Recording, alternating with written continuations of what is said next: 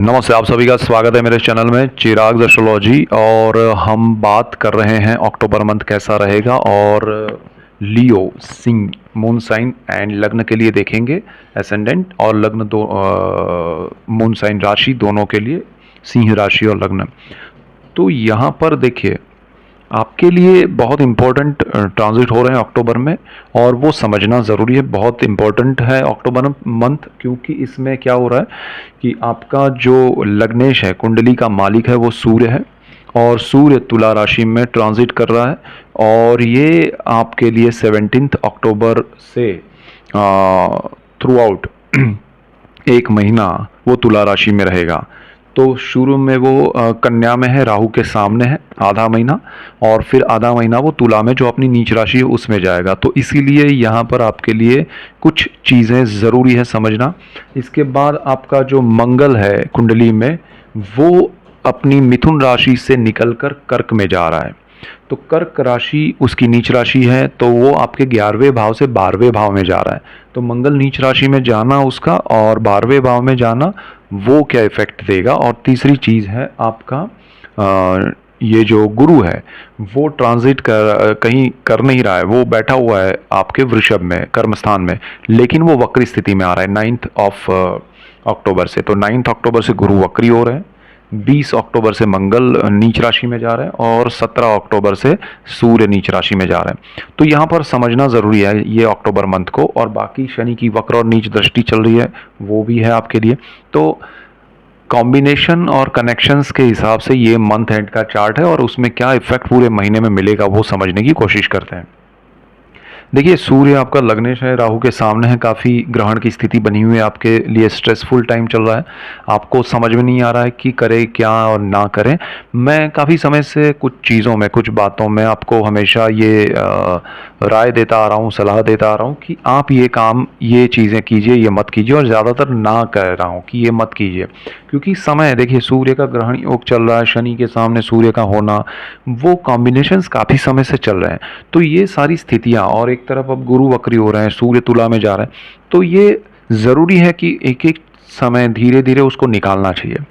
अक्टूबर month आपके लिए कुछ चीज़ों में बहुत पॉजिटिव है, सो डोंट वरी, और अक्टूबर मंथ कुछ चीज़ों में बहुत नेगेटिव है, सो बी केयरफुल, ये समझना है। तो यहाँ पर सूर्य जो है वो आपके थर्ड हाउस में जाएंगे, उससे पहले सेकंड हाउस में राहु के सामने, फिर थर्ड में नीच राशि में जाएंगे। साहस पराक्रम का है, ब्रदर सिस्टर का है, पब्लिक रिलेशन, एचआर, मीडिया। तो वहाँ आपको किसी के साथ कोई बड़ा पार्टनरशिप नहीं करना चाहिए। आपके मन में, अगर आप गवर्नमेंट जॉब में हैं, तो आपको कोई बड़े निर्णय नहीं लेने चाहिए। आपको फंसाया जा सकता है, आपकी गवर्नमेंट जॉब जा सकती है, या सरकारी लाभ आपके रुक सकते हैं थोड़े समय के लिए। अगर देखिए रुक रहा है कुछ, तो रुकने दीजिए, उसके लिए भागिए मत, क्योंकि ये समय में आपको कुछ करने की ज़रूरत नहीं है, समय निकालने की ज़रूरत है। सो मिड ऑफ अक्टूबर से मिड ऑफ नवंबर, नवंबर 15-16 के बाद जब सूर्य ट्रांजिट कर जाएंगे, फिर आपके लिए अच्छा समय है। क्योंकि आपका लग्नेश एक तो राहु के सामने से निकल जाएगा, दूसरा आपका लग्नेश गुरु के सामने आ जाएगा, और आपका लग्नेश कुंडली का मालिक सूर्य, वो तुला राशि से निकल के अच्छी स्थिति में सुख भाव में आ रहा है, और वो उसका कारक भी है आत्मा का। तो वो आत्मा के स्थान में आ रहा है, तो आपके लिए बहुत अच्छा समय आ रहा है। सो डोंट वरी, पहली चीज़। दूसरा, या तो यहाँ नेगेटिव कहाँ हुआ, ये समय निकालना पड़ेगा आपको। इसके बाद अगर हम बात करें, तो आपको अभी जो उससे पहले का समय है सूर्य का, वो सेकेंड हाउस में है, एंटायर फैमिली है वहाँ पर, सेविंग्स है आपके, और केतु वहाँ बैठा है, राहु की दृष्टि है, सूर्य राहु का ग्रहण योग है। आपको बड़े इन्वेस्टमेंट नहीं करने हैं, आपके सेविंग्स खर्च नहीं करने हैं, वो खर्च होंगे। अगर आपने कोई अपना इन्वेस्ट किया हुआ है कुछ, उसको अगर आप तोड़ेंगे ये समय में, तो वो पैसा आपने सोचा है कि यहाँ से मैं उठा के वहाँ रख दूँ, तो बीच में कहीं और जगह चला जाएगा, और वो आपका लॉस क्रिएट होगा। सो डोंट डू, जो जहाँ पड़ा है उसमें कुछ नहीं करना है। बहुत इमरजेंसी ना हो तो उसको कुछ कीजिए ही मत। परिवार के साथ अनबन रहेगी, डिस्टेंस रहेगा, दूरी रहेगी, वो चलती रहेगी, बट उसमें आपको कोई रिएक्शन नहीं देना है, बड़े एक्शन नहीं लेने हैं, अदरवाइज वो परमानेंट डिस्प्यूट क्रिएट होगा, और वो आपके अष्टम भाव के जो पैतृक संपत्ति उसको भी लेके आएगा। तो अक्टूबर में आपको ज़्यादा कुछ नहीं करना है, और आपके विचार जो है वो, पावर जो है सूर्य की एनर्जी है, वो डिस्ट्रॉय कर देगा, क्योंकि वो अभी नेगेटिव वे में एग्जीक्यूट हो रही है आपकी एनर्जी। तो उसको आपको समझ के चलना है कि ये एनर्जी को मुझे पॉजिटिव वे में करना है, तो उसको आप पॉजिटिव चैनलाइज करने के लिए मेडिटेशन, प्राणायाम, योगा कीजिए। आप जिनकी पूजा पाठ कर रहे हैं वो कीजिए, तो वो ज़्यादा होगा अच्छे से, और उसको आप सही दिशा में सही समय पे यूज़ कर पाएंगे। मंगल आपका देखिए कुंडली में चतुर्थ भाव, सुख भाव का मालिक होकर और भाग्य का मालिक होकर 20 अक्टूबर को वो नीच राशि में जा रहा है। तो अक्टूबर के पहले 20 दिन तो अच्छे हैं, वो आपकी कुंडली में 11th हाउस में आपको जो लाभ मिलने हैं वो मिल जाएंगे। फिर वो व्यय भाव में, विदेश के मोक्ष के भाव में जा रहा है, तो वो 20 दिन आपके लिए सुखमय रहेंगे। तो शुरू के 20 दिन अच्छे हैं। यहाँ सूर्य भी 17 तारीख के बाद जा रहे हैं, तो 17 को जा रहे हैं, तो वो राहु के सामने वो पूरा महीना आपके लिए संभालना है। लेकिन यहाँ 20 दिन अच्छे हैं मंगल के पॉइंट ऑफ व्यू से, तो आपको कुछ नहीं करना है। बाकी के जो 10 दिन हैं वहाँ भाग्य का सपोर्ट नहीं मिलेगा। जो काम ईजी हो रहे थे वो 20 तारीख के बाद शायद ना हो, और मंगल लंबे अरसे तक रहने वाला है, तो थोड़ा ध्यान रखिएगा। और सुख भाव का मालिक है, तो आपके लिए अच्छी क्या चीज़ हो रही है कि मंगल भले नीच राशि में जा रहा है, बट उसके बाद एक महीना सूर्य यहाँ आएगा, तो सूर्य आत्मा का कारक है, सुख भाव में आकर वो कुछ अच्छे रिजल्ट्स देगा। यहाँ गुरु की भी दृष्टि है थ्रू आउट, तो वो आपका सुख भाव और बचा हुआ है। तो मंगल की जो नेगेटिविटी है वो आपको उतनी ज़्यादा नहीं मिलेगी जितनी मिलनी चाहिए। So this is the best thing. और आपको विदेश के मामले में, अगर आप स्टूडेंट हैं, अगर आप हाउस वाइफ हैं, अगर आप बाहर जॉब के लिए जा रहे हैं, बिजनेस के लिए जा रहे हैं अभी जाने के लिए ट्राई कर रहे हैं, तो रुक जाइएगा आफ्टर 20 अक्टूबर, या फिर उसमें आपको परिश्रम ज़्यादा हो जाएगा, आपको डॉक्यूमेंटेशन में प्रॉब्लम आ सकती है, या उसमें जिनके ट्रस्ट पे आप जा रहे हैं उससे आपको प्रॉब्लम आएगा, या वहाँ जाके आपको जो इजी लग रहा है वो ना हो, तो वो चीज़ें हो सकती है। जो लोग विदेश में हैं ऑलरेडी, लियो राशि और लग्न वाले, उनके लिए ध्यान रखने लायक बात है कि उनको वहाँ खर्च बढ़ जाएगा, उनकी इंक्रीमेंट की अगर पोजीशन है तो वो रुक सकती है, थोड़ा स्ट्रेसफुल टाइम रहेगा। प्रॉपर्टी उन्होंने परचेज़ की है तो डिले उनको पोजीशन मिल सकता है। आफ्टर 20 अक्टूबर की मैं बात कर रहा हूँ, उससे पहले मिल रहा है तो अच्छी बात है। 20 अक्टूबर के बाद आपको वहाँ वीज़ा में या पीआर में, उस प्रोसेस में, सारी चीज़ों में प्रॉब्लम्स आ सकता है, चाहे आप किसी भी क्षेत्र में हैं, चाहे आप स्टूडेंट या इंजीनियर या डॉक्टर है या हाउस वाइफ है, घूमने गए। जो लोग घूमने जाएंगे वहाँ उनको थोड़ा समय स्ट्रेसफुल निकालना पड़ेगा, तो आसानी नहीं है। तो विदेश जाने में 20 अक्टूबर के बाद ना जाए तो बेटर है।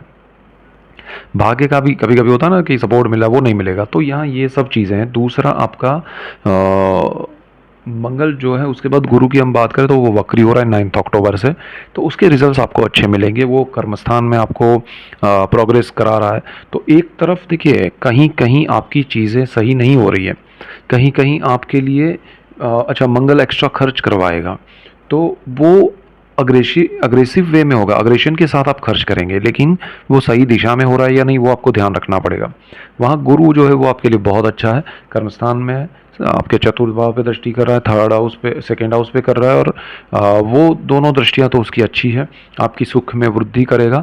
जो नेगेटिविटी मंगल की मिलेगी उसमें आपको गुरु की पॉजिटिविटी से लाभ राहत होगी।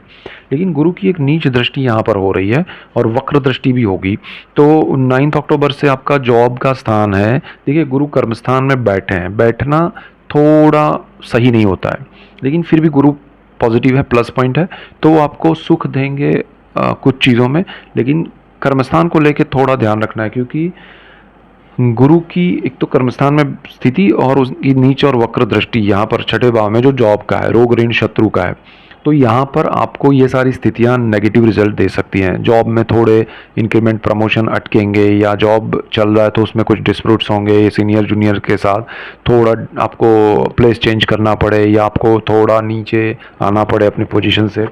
साइमल्टेनियसली मंगल की उच्च दृष्टि उस स्थान पे, और मंगल कारक है, तो वो जो पोजीशन गुरु की नेगेटिव हो रही है वही मंगल आपके लिए पॉजिटिव कर रहा है, तो मंगल की वजह से आपको सपोर्ट मिलेगा। तो कहीं ना कहीं वो स्थिति बैलेंस होती जाएगी। तो आपके लिए ये समय एक तरह से कश्मकश का होगा, कि एक होता है ना कि आपको लगता है कि ये रास्ते से हम निकल जाएंगे, फिर अचानक से सिग्नल बंद हो गया, फिर अचानक से खुल गया, तो वो सारी चीज़ें होती रहेगी, but you will have to struggle for that. वो ईजी नहीं होगा, स्ट्रेसफुल होगा, बट अल्टीमेटली आप उसमें सर्वाइव कर जाएंगे। शनि आपका वक्र और नीच दृष्टि ऑलरेडी भाग्य पे कर रहा है, मंगल की राशि है, तो वो नेगेटिविटी आपको भाग्य से पॉजिटिविटी तो नहीं मिल रही लेकिन सपोर्ट नहीं मिल रहा है, तो ये चीज़ भी हो रही है। तो ओवरऑल आपके लिए स्थिति अच्छी है। शुक्र बुध चतुर्थ भाव में सुख की अनुभूति कराने की कोशिश करेंगे। तो आपके लिए राहु और केतु जो है वो ऑलरेडी स्ट्रेस दे रहे हैं। सेकेंड हाउस में केतु फैमिली और सेविंग्स के और वाणी के लिए आपको परेशान कर रहा है, और वहीं पर राहु आपके पैतृक संपत्ति पितरों से और गुप्त धन गुप्त विद्याओं में आपकी दौड़, आपकी सोच आपको परेशान कर रही है। यहाँ आपके नेगेटिविटी शत्रु भाव में गुरु के वक्री होने से और मंगल की उच्च दृष्टि की वजह से वो आपको परेशान इस तरह से करेगी, ये करें ना करें तो दोहरा आपको इफेक्ट मिल रहा है सब जगह पर। एक तरफ सूर्य नीच राशि में आएंगे तो भाग्य पे उच्च दृष्टि करेंगे, भाग्य पे उच्च दृष्टि कर रहे हैं तो वो इफेक्ट आपको थोड़ा पुश देगी। आपको लगेगा कि हाँ भाग्य खुल रहा है, लेकिन सपोर्ट उतना नहीं मिलेगा, बिकॉज शनि की भी नीच दृष्टि है, मंगल भी नीच राशि में उस स्थान के मालिक होकर। तो यहाँ एक बैलेंसिंग तराजू की स्थिति है आपके लिए। तो लियो वालों को मैं राय दूंगा कि यहाँ पर ऑब्जर्वेशन करें, शांत मन से चीज़ें करें, किसी से उलझे नहीं, ना परिवार वालों से, ना जॉब में, ना कहीं और। सब कुछ ऐसा होता रहेगा उसको जैसे प्रवाही स्थिति है, लिक्विड पोजीशन है, वो उस तरह से वो अपने आप बैलेंस होता जाएगा, अपने आप हिलेगा, अपने आप चीज़ें फिर बैलेंस होगी। सो आपको सिर्फ ऑब्जर्वेशन करना है, यहाँ कुछ बड़े निर्णय आपको नहीं लेने, अपने आप चीज़ें कुछ बेहतर भी होगी तो लाभ भी मिलेगा। तो यहाँ कोई आपको ज़्यादा सोचना नहीं है बड़ी चीज़ों में। हाँ, मैं आपको सूर्य तुला में जो आएंगे उस नीच राशि में आके वो क्या इफेक्ट देंगे उसका प्रॉपर वीडियो देने वाला हूँ, और मंगल जो नीच राशि में जा रहा है उसका प्रॉपर वीडियो देने जा रहा हूँ। गुरु का वक्री स्थिति में क्या इफेक्ट होगा उसका भी आपको वीडियो मिलेगा। सो ये डिटेल्ड होंगे और ये कंबाइन है, सारी चीज़ें आप समझिएगा, देखिएगा, आपको बहुत लाभ होगा। ऐसे ही डिटेल्ड वीडियोस मैं आपके लिए लेके आ रहा हूँ, इसीलिए आपको मेरा चैनल चिराग एस्ट्रोलॉजी लाइक करना है, शेयर करना है, सब्सक्राइब करना है, बेल आइकन ज़रूर दबाएं ताकि आपको नोटिफिकेशन मिले और आप सबको लाभ हो। आप सबको लाभ होगा तो मुझे खुशी होगी। So that's it for today, keep watching Chirag astrology. Thank you for watching, God bless you and goodbye, thank you.